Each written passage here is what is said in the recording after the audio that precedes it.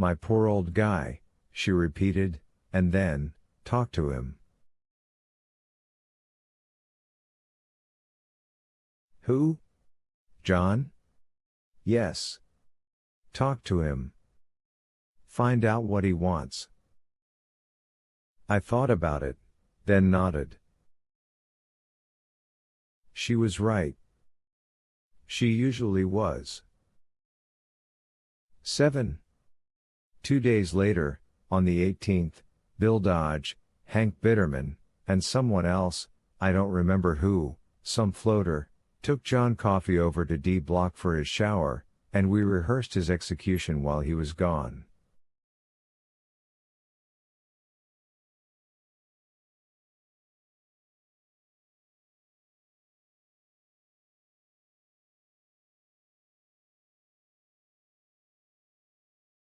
We didn't let Toot Toot stand in for John.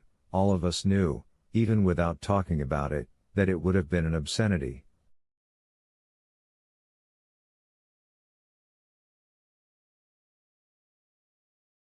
I did it.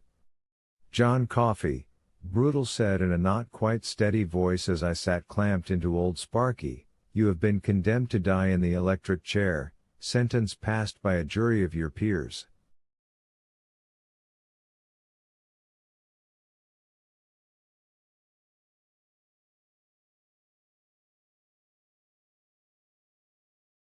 John Coffey's peers?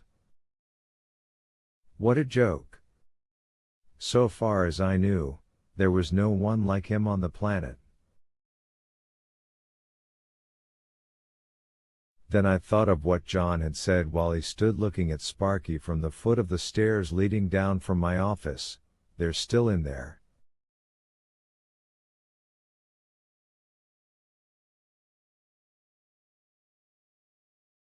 I hear them screaming. Get me out of it, I said hoarsely. Undo these clamps and let me up. They did it, but for a moment I felt frozen there, as if old Sparky did not want to let me go.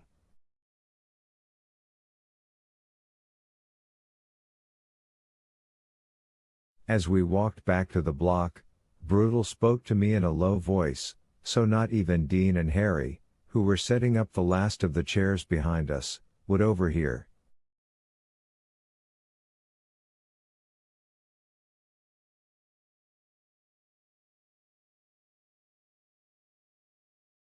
I done a few things in my life that I'm not proud of, but this is the first time I ever felt really actually in danger of hell.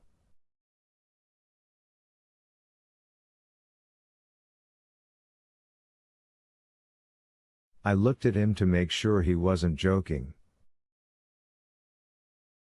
I didn't think he was. What do you mean?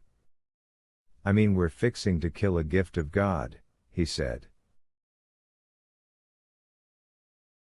One that never did any harm to us, or to anyone else.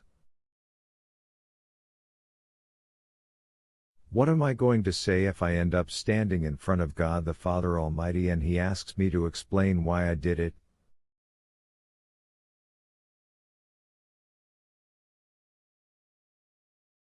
That it was my job? My job? 8. When John got back from his shower and the floaters had left, I unlocked his cell, went in, and sat down on the bunk beside him.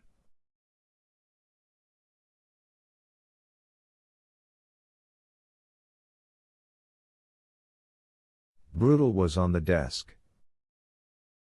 He looked up, saw me in there on my own, but said nothing. He just went back to whatever paperwork he was currently mangling, licking away at the tip of his pencil the whole time.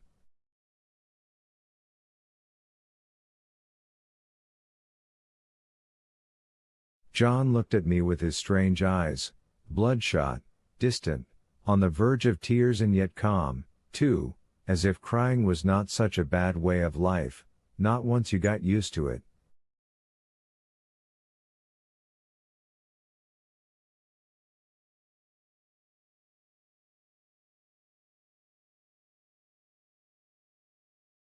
He even smiled a little. He smelled of ivory soap, I remember, as clean and fresh as a baby after his evening bath.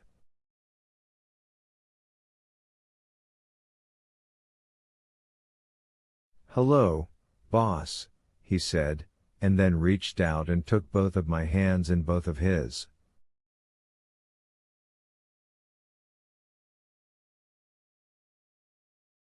It was done with a perfect unstudied naturalness. "Hello, John." There was a little block in my throat, and I tried to swallow it away.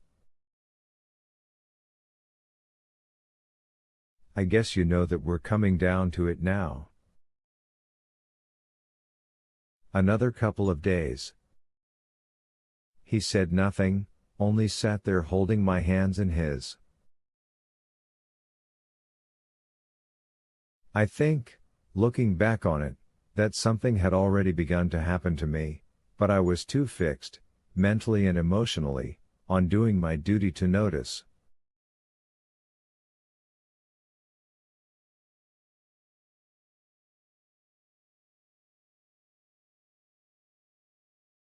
"Is there anything special you'd like that night for dinner, John?"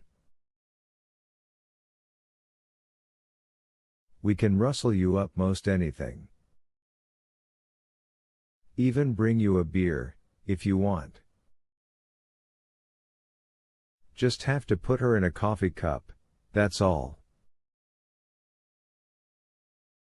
"Never got the taste," he said. "Something special to eat, then?" His brow creased below that expanse of clean brown skull. Then the lines smoothed out and he smiled.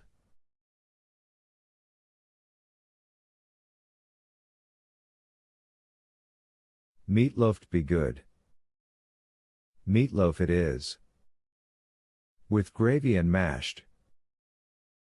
I felt a tingle like you get in your arm when you've slept on it, except this one was all over my body.